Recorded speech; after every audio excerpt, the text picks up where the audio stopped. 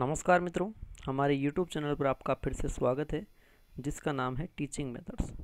दोस्तों, आज हम देखेंगे हिंदी व्याकरण के 15 अति महत्वपूर्ण प्रश्न जो कि REET, CTET, UPTET all exam में आने वाले बहुत ही अति महत्वपूर्ण प्रश्न है।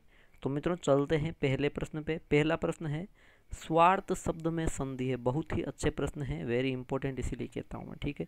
स्वार्थ जो शब्द है इसमें कौन सी संधि है मित्रों, ना यण संधि है, अयादि संधि है, उपयुक्त दोनों है या फिर दीर्घ संधि। अच्छा प्रश्न है, सोचिए और बिल्कुल बताइए। बहुत ही अच्छा प्रश्न है मित्रों। स्वार्थ शब्द में कौन सी संधि है, यण, अयादि, तीसरा विकल्प है कि यण और अयादि दोनों है या फिर दीर्घ संधि है। तो देखिए मित्रों, आपको बता दूं मैं, स्वार्थ का सबसे पहले करो आप संधि विग्रह। सबसे पहले क्या करना पड़ेगा, संधि विग्रह। संधि जो शब्द है इसका विलोम क्या होता है मित्रों, इसका विलोम होता है विग्रह करना, ठीक है। संधि का विग्रह। और समास का पूछे विलोम तो समास का हो जाता है मित्रों व्यास, ठीक है। तो जो स्वार्थ है, इस स्वार्थ का जब संधि विग्रह करूंगा तो मित्रों क्या होगा, देखिए दो होते हैं। एक होगा मित्रों, कुछ लोग करेंगे कि सु प्लस अर्थ, और कुछ करेंगे मित्रों स्व प्लस अर्थ, स्वधन अर्थ, ठीक है। अब देखिए मित्रों, हमेशा ये तो आपको पता है, संधि आपने अच्छी तरह पढ़ी तब पता है कि संधि का नियम होता है कि जिस भी शब्द को तोड़ा जाए उन शब्दों का हमेशा अर्थ निकालना चाहिए, ठीक है। तो देखिए यहाँ पे अर्थ निकालो दोनों का कि सु अर्थ, सु माने क्या होता है, अच्छा, यानी कि अच्छा अर्थ, या फिर होगा स्व यानी अपना अर्थ। तो देखो, एक तो होता है अच्छा अर्थ और एक होता है अपना अर्थ, तो दोनों में से कौन सा सटीक बैठता है मित्रों। अच्छा अर्थ बुरा अर्थ ये कभी नहीं होता, ठीक है। अच्छा अर्थ या बुरा अर्थ ये कभी भी नहीं होता, इसको हटाना पड़ेगा ना। हाँ, ये हो सकता है कि भाई जैसे कि तेरा अर्थ क्या है, इस चीज़ को कहने का तेरा अर्थ क्या है, इसका अर्थ क्या है, मतलब कि स्वयं का खुद का अपना अर्थ है ना। तो स्व धन अर्थ, स्व प्लस जो अर्थ शब्द है ये बिल्कुल सही है ना। अब देखो, स्व प्लस अर्थ होगा, इसका सु प्लस अर्थ तो हो ही नहीं रहा, ठीक है भाई। देखो वैसे मैं बात करूं कि जैसे यहाँ पे वे बना है तो वे दो संधि बनता है, यण में भी बनता है, अयादि में बनता है, ठीक है। लेकिन यण की क्या पहचान है कि जब वे या फिर जो ये होता है, दो ये बनते हैं, ई के बाद असमान सुर आए तो ये बनेगा, और ऊ के बाद असमान सुर आएगा तो वे बनेगा, ठीक है। अब जब यहाँ पे वे आया है तो मित्रों ऊ से तो हो ही नहीं रहा। और देखो वे से या ये से पहले कोई भी आधा शब्द आ जाए, जैसे यहाँ पे से आधा है, इसका मतलब यण, तो यण का तो यहाँ पे यण आप कर सकते थे, लेकिन ये सु प्लस अर्थ होगा ही नहीं। तो ये आपका क्लियर, डाउट क्लियर हो गया। और अयादि संधि भी इसमें नहीं होगी मित्रों ना, तो उपयुक्त दोनों भी नहीं होगी। अब सीधी सी बची एक दीर्घ संधि, और ये इसका क्या होगा मित्रों, उत्तर हो जाएगा। दीर्घ संधि मैंने बता दिया, स्व प्लस अर्थ, व में क्या है मित्रों, व में ए है, और इधर ए में क्या है, ए है, और ए मिलके क्या हो जाएंगे, आ हो जाएंगे, हो गया ना। स्व प्लस अर्थ बराबर स्वार्थ, ठीक है। तो इस प्रकार बहुत ही अच्छा प्रश्न था और बहुत ही अच्छे मैंने व्याख्या किया मित्रों इसको, है ना, ताकि आपको क्या है कि आने वाले जो एग्जाम है उनमें बिल्कुल भी कंफ्यूजन नहीं हो, बिल्कुल भी भ्रमित नहीं हो। देखिए मित्रों, प्रश्न का उत्तर देना ये काफ़ी नहीं है, बल्कि प्रश्नों का उत्तर देने का जो कारण तर्क है वो बहुत बड़ा होता है ना। तो मित्रों प्रश्न संख्या जो 1 है वहाँ विकल्प नंबर 4 बिल्कुल सही उत्तर है। चलते हैं मित्रों प्रश्न संख्या 2 की तरफ। प्रश्न संख्या 2 देखिए, कृष्णा क्रिकेट खेलता है फिर वह आराम करता है। रेखांकित शब्द व्याकरण की दृष्टि से है। कृष्णा क्या करता है, कृष्णा नाम का लड़का, वो पहले तो क्रिकेट खेलता है, फिर वह आराम करता। तो रेखांकित शब्द व्याकरण की दृष्टि से क्या, तो रेखांकित शब्द है कौन सा, रेखांकित शब्द ये रहा, ठीक है, जो इन्वर्टेड कॉमा मैंने किया है। तो कृष्णा क्रिकेट खेलता है फिर वह आराम करता, तो जो वह किसके लिए आया मित्रों, कृष्णा के लिए आया है। जो वह आया है वो कृष्णा के लिए आया है, ठीक है, पता है आपको, वह कृष्णा के लिए आया है। अब वह क्या है मित्रों, देखो क्रिया तो है नहीं, है ना। क्रिया इसलिए नहीं है कि भाई क्रिया तो खेलना और आराम करना ये हो गए, ठीक है। विशेषण भी नहीं है यहाँ पे, है ना, विशेषण भी नहीं है। संज्ञा शब्द बिल्कुल, कृष्णा तो संज्ञा शब्द है मित्रों, लेकिन जो वह है क्या वो भी संज्ञा शब्द है, नहीं, वह तो कृष्णा के स्थान पर आया है। सर्वनाम किसे कहते हैं, संज्ञा के स्थान पर काम आने वाले शब्दों को, या यूँ कह सकता हूँ कि संज्ञा की पुनरावृत्ति रोकने के लिए जो काम आने वाले शब्द है वो सर्वनाम कहलाते हैं। तो वापस देखो, कृष्णा क्रिकेट खेलता है फिर कृष्ण आराम करता है, तो ये संज्ञा की बार बार आवृत्ति हो, इसकी जगह सर्वनाम का प्रयोग होगा। तो मित्रों वह क्या है, निश्चयवाचक सर्वनाम में आ जाएगा, यहाँ पे संज्ञा नहीं होगा, रेखांकित शब्द है। ठीक है मित्रों, बहुत अच्छा प्रश्न है, वेरी इंपॉर्टेंट प्रश्न है। प्रश्न संख्या जो 2 है मित्रों, वहाँ विकल्प नंबर 2 सही उत्तर होगा। चलते हैं प्रश्न संख्या 3 पर। प्रश्न संख्या 3 है, अन्न को कन्न करना मुहावरे का सही अर्थ है। एक और बढ़िया प्रश्न है, अन्न को कन्न करना ये मुहावरा है और इस मुहावरे का सही अर्थ क्या है मित्रों, ना ये पूछा है। तो देखिए, मिट्टी में मिला देना, देखिए समझिए, अगर आपको जब भी मैं देखो उसके लिए भी बताता हूँ जो बहुत कमजोर बालक है, उसको भी मैं सिखाने के लिए व्याख्या विश्लेषण और थोड़ा समय ज़्यादा रहता हूँ, ठीक है। देखो एक तो चीज़ है अन्न, समझा रहा हूँ मैं, ठीक है, बाकी होशियार जिनका पढ़ा वो तो कर देंगे। पहली चीज़ अन्न है, फिर अन्न को क्या कर दिया, कन्न किया, यानी कि दो चीज़ें हुई है। अन्न थी, कन्न कर दिया, अन्न अच्छी चीज़ थी उसको कन्न कर दिया, यानी कि बुरी चीज़ में बदल दिया, दो चीज़ें हुई है। तो मिट्टी में मिलाना, इसका तो फिर सीधा ही आता भाई, इसका तो एक ही चीज़ आती है, यहाँ पे तो दो चीज़ें प्रयुक्त हुई है ना। तो ऐसे भी आप बिल्कुल इसका उत्तर निकाल सकते, ये होगा ही नहीं फिर। और चुगली करना का, अन्न को कन्न करना चुगली करना नहीं होता है। और विपत्ति आने पर सुझाव देना, ये भी गलत है। अन्न को कन्न कर देना, अन्न यानी बनी बात थी, है ना, पहली चीज़ हो गई। और कन्न कर दिया यानी उसको बिगाड़ दिया, ये दूसरी चीज़ हो गई। अपने आप अंदाज लगा सकते हो, थोड़ी सी समझ करके, परख करके, अगर आपको उत्तर नहीं मिल रहा तो ये ट्रिक होती है मित्रों। तो दोस्तों विकल्प नंबर 3 सही उत्तर होगा प्रश्न संख्या 3 में। चलिए प्रश्न संख्या 4 की तरफ बढ़ते हैं। देखिए मित्रों, जो मैंने, जैसे ये मैं 15 प्रश्न लेकर आया, एक चीज़ बता देता हूँ आपके लिए, जो मैं ये 15 प्रश्न लेकर आया, ठीक है। अब देखिए ये जैसे कि रीट, सी टेट, यूपीटेट जो भी है, उनमें सारे टेट एग्ज़ाम में मित्रों आपको बता दूं, जैसे लेवल 1 में जिसने हिंदी रखी है, ठीक है, पहली बात तो लेवल 1 में भी हिंदी रखता है कुछ, और कुछ बच्चे लेवल 2 में भी तो हिंदी रख देना। तो कुछ टॉपिक तो इसमें आ जाएंगे और कुछ टॉपिक इसमें, यानी कि मैं दोनों का साथ में करवा रहा हूँ। इसके अलावा जैसे कि लेवल 1 में ही जैसे लैंग्वेज हिंदी 1 हो, है ना, कोई लैंग्वेज 2 रखता है, ठीक है, इस प्रकार, है ना। तो उन सारे से मैं ये लेता हूँ ना। अब कुछ कहेंगे कि सर जैसे कि मैं बताऊँ आपको, लेवल जो 1 है वहाँ पे लैंग्वेज 1 में हिंदी में तद्भव नहीं है, लेकिन लैंग्वेज 2 में है। तो अगर वो प्रश्न आ गया तो आ सकता है बिल्कुल, ठीक है, क्योंकि मैं तो सारे को, है ना, केवल भाई लैंग्वेज 1 के आधार पर पेपर नहीं बना रहा हूँ, ठीक है। आगे देखिए, निम्न में से कौन सा अशुद्ध शब्द है मित्रों। देखो शब्द शुद्धिकरण ये हिंदी का सबसे हार्ड टॉपिक माना जाता है मेरी दृष्टि से, ठीक है। क्यों, इनको कभी भी रटा नहीं जा सकता, इनको तो बस मतलब कहते हैं ना फोटोकॉपी करना, वैसे के वैसे एज इट इज अपने मस्तिष्क में बिठाना होता है।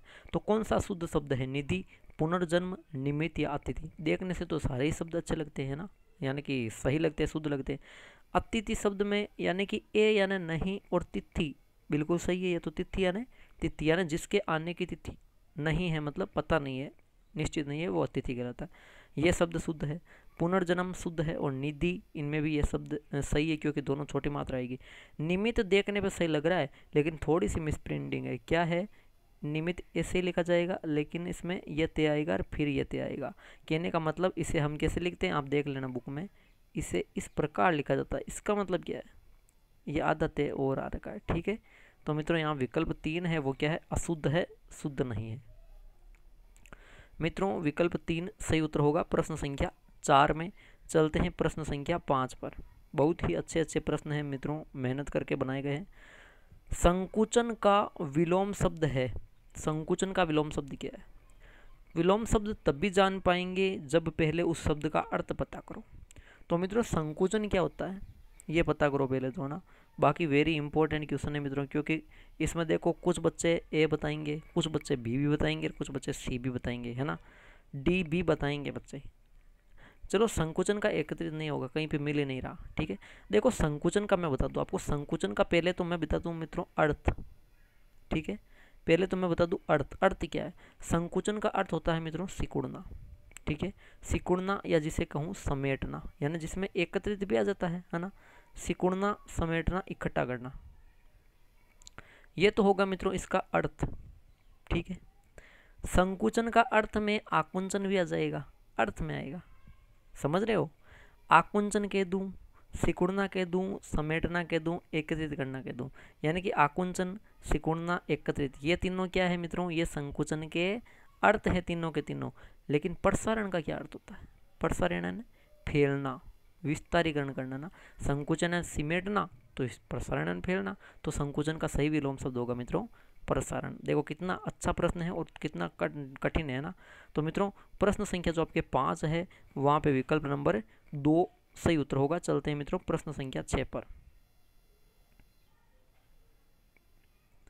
प्रश्न संख्या 6 थोड़ा छोटा करूंगा और बिल्कुल दिख रहा है ना, अंधे नहीं हो आप। क्या है कि कभी कभार कुछ कहते हैं कि सर दिख नहीं रहा है ना, तो वो तो गलत है भाई, दिख रहा है। ठीक है। प्रश्न संख्या 6, समृद्ध को नहीं दोष गुसाई लोकोक्ति का सही अर्थ क्या होगा? समृद्ध को नहीं दोष गुसाई, ये लोकोक्ति है। इस लोकोक्ति का सही अर्थ बताइए मित्रों, सही अर्थ क्या होगा? अच्छा प्रश्न है, वेरी इंपॉर्टेंट है। समृद्ध को नहीं दोष गुसाई, वेरी इंपॉर्टेंट क्वेश्चन है मित्रों। कि दो समान रथ होने पर भी एक रथ में गलती निकालना, बिल्कुल ऐसा कुछ नहीं है। सच्चा व्यक्ति कभी डरता नहीं है, इसे तो कहते हैं सांच को आंच नहीं। सांच को आंच नहीं, उसे बोलते हैं सच्चा व्यक्ति कभी डरता नहीं, सांच को आंच नहीं। ठीक है, ये भी नहीं होगा यहाँ पे। अल्पज्ञ अपने ज्ञान पे अधिक इतराता है, इससे तो कह सकते हैं कि एक तो थोता चना बाजे गणा, और एक कह सकते हैं कि अधजल गगरी छलकत जाई, यानी कम ज्ञान वाला ज़्यादा इतराता। तो ये भी यहाँ पे गलत। यहाँ विकल्प नंबर 4 सही होगा।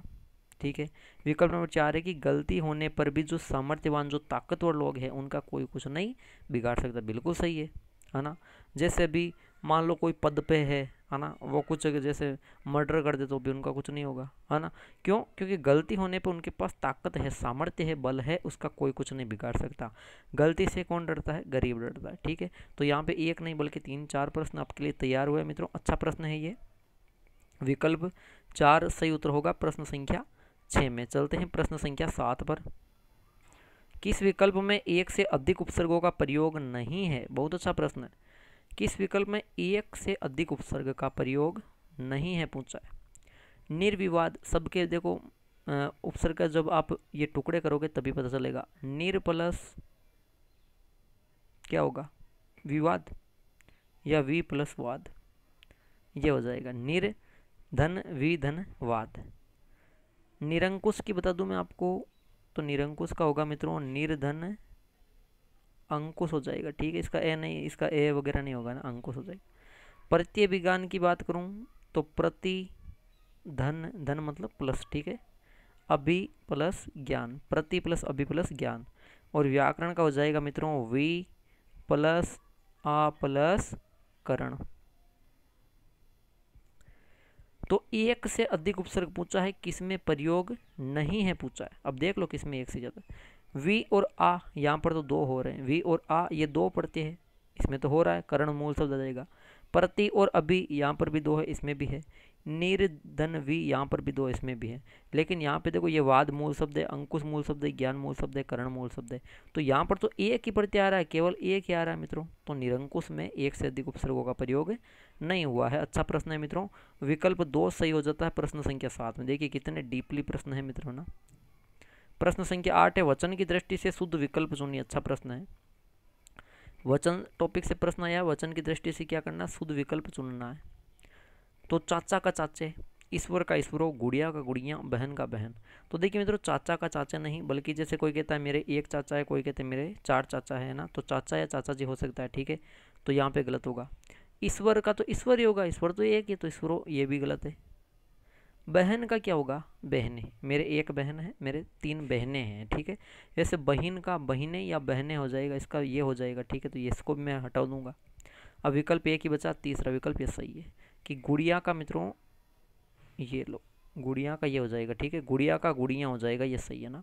यानी कि जिन स्त्रीलिंग शब्दों के अंत में या है ना, जिन शब्दों के अंत में, स्त्रीलिंग शब्दों के अंत में या है, उनका बहुवचन बनाते समय या जुड़ जाएगा। जैसे चिड़िया का चिड़िया हो जाएगा, डिबिया का डिबिया, बुढ़िया का बुढ़िया, बिटिया का बिटिया, है ना, गुड़िया का गुड़िया, इस प्रकार हो जाएंगे मित्रों। अच्छा प्रश्न है, विकल्प 3 सही उत्तर होगा प्रश्न संख्या 8 में। चलते हैं प्रश्न संख्या 9 पर। प्रश्न संख्या 9 बहुत ही महत्वपूर्ण, बहुत ही थोड़ा सा टप लेवल का भी है। हिमानी ने पुस्तक पढ़ी है, उक्त वाक्य में काल है। आज कट ऑफ रहने वाली है मित्रों 15 में से 13 प्रश्न सही कर दो आप, बस काफ़ी है। हिमानी ने पुस्तक पढ़ी है, अगर हिंदी में आपको 30 में 25 प्लस करना है ना, 30 में से 25 प्लस करना है, तो ये इसको रखना पड़ेगा यहाँ पे, 13 से तो कम आना ही नहीं है। तो हिमानी ने पुस्तक पढ़ी है, उक्त वाक्य में कौन सा काल है? आसन भूतकाल, पूर्ण भूतकाल, अपूर्ण भूतकाल या सामान्य भूतकाल? मित्रों भूतकाल के चार टोटल भूतकाल के प्रकार कितने होते हैं याद रखना, भूतकाल के 6 होते हैं। एक होता है, एक हो जाएगा फिर संभाव्य भूतकाल और एक हो जाएगा संदिग्ध भूतकाल, दो वो हो जाएंगे है ना, एक संदिग्ध भूतकाल और एक होता है हेतु हेतु मद भूतकाल। ठीक है, ये दो हो जाएंगे, बाकी 4 ही आ रखे। बताओ, देखो हिमानी ने पुस्तक पढ़ी है, पढ़ी फिर है, यानी कि जो काम भूतकाल में घटित हुआ है और तुरंत उसमें कि अभी अभी जो घटित हुआ है, तो वो होता है मित्रों आसन्न भूतकाल। क्या हो जाता है? आसन्न भूतकाल। हिमानी ने पुस्तक पढ़ी मतलब अभी अभी पढ़ी है ना, तो ये आसन्न भूतकाल हो जाएगा। ठीक है, पूर्ण भूतकाल की बात करूं तो वहां आ जाता पढ़ी थी। पूर्ण भूतकाल में हिमानी ने पुस्तक पढ़ी थी आ जाता। ठीक है, अपूर्ण की बात करूं यानी कि फिर पास्ट कंटिन्यूस की बात करूं तो वहां पे आ जाएगा हिमानी पुस्तक पढ़ रही थी। अब थी आ गया तो ये भूतकाल में हो गया, बाकी रही रहा रहे है ना। सामान्य भूतकाल की करूं तो आता हिमानी ने पुस्तक पढ़ी। ठीक है, ये आ जाता। स्क्रीनशॉट ले सकते हो क्योंकि यही प्रश्न काम आने वाले। बहुत ही अच्छे प्रश्न है मित्रों, बहुत ही वेरी इंपॉर्टेंट है। जितना लेवल है उससे ऊपर है, इससे ऊपर नहीं जाने वाला है लेवल। प्रश्न संख्या 9 में मित्रों विकल्प 1 सही उत्तर होगा। चलते हैं प्रश्न संख्या 10 पर। इससे टफ लेवल नहीं होगा। निम्न में से कौन सा कामदेव का पर्याय नहीं है? कामदेव शब्द का पर्यायवाची कौन सा नहीं है, ध्यान में रखना। मैं हमेशा आपको ऐसे समझाता हूँ, कुछ चीज़ ये है इसका ये करना है, ये इसका नहीं है। अनंग, पुष्प, धनवा, अनंत या मदन। देखिए मित्रों, कामदेव के पर्याय की बात करूं तो अनंग भी है, पुष्प धनवा भी कामदेव को बोलते हैं और मदन भी कामदेव को बोलते हैं। इसके अलावा और क्या बोलते हैं? और बोलते हैं मित्रों मनोज। ठीक है, और बोलते हैं मनमत। अनंग हो गया, पुष्प धनवा, मदन, इसके अलावा मनोज हो गया, मनमत हो गया। इसके अलावा रति के पति थे ना वो, तो रति पति, अब पति है तो फिर रति स्वामी हो जाएगा, रतिनाथ हो जाएगा है ना, ये भी हो जाएगी। ठीक है, वो तो क्या बन जाते हैं ना, वो आएंगे बिल्कुल। अनंग हो जाएगा, पुष्प धनवा, मदन हो जाए, अनंग है ना बिना अंग के। ठीक है, मनोज हो जाएगा, काम भी बोल सकते हो आप, काम भी हो जाएगा, मनमत भी हो जाएगा, रतिपति हो जाएगा। इसके अलावा मनसीज, ऐसा नहीं कि जय पीछे आ गया तो कमल का हो जाएगा, इसमें ध्यान रखना है ना, मनसीज। ये सारे के सारे कामदेव के। ठीक है, अब अनंत किसका है? अनंत है मित्रों लक्ष्मण का। ठीक है, जो राम के भाई लक्ष्मण थे उनका है।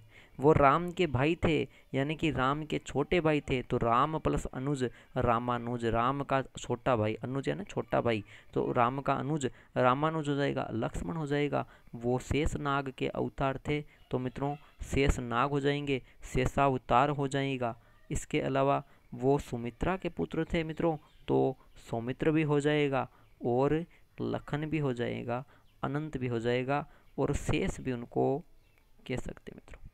ले सकते हो स्क्रीनशॉट, ये कामदेव का पर्याय नहीं बल्कि लक्ष्मण जी का पर्याय है, ले सकते हो स्क्रीनशॉट, ये शेष है मित्रों। बहुत अच्छा प्रश्न है, विकल्प 3 सही उत्तर होगा प्रश्न संख्या 10 में।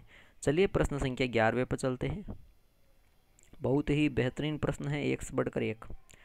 प्रश्न संख्या 11वां है, किस विकल्प में समास विग्रह सही नहीं है? पूछा क्या है? समास विग्रह सही नहीं है। सही नहीं है मतलब गलत है। ठीक है, पहला है जल धारा जल की धारा। जल धारा जल की धारा बिल्कुल सही है, जल की धारा ही होता है, यानी कि इसमें हो जाएगा मित्रों का के की में संबंध तत्पुरुष। क्या हो जाएगा?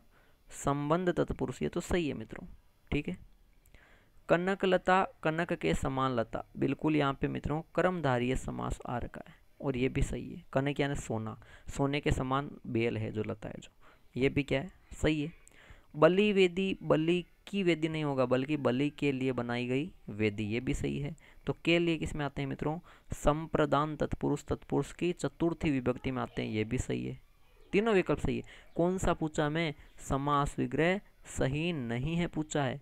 राष्ट्रपति, राष्ट्र के लिए पति नहीं होता है मित्रों, वो होता है राष्ट्र का पति। सही क्या होगा?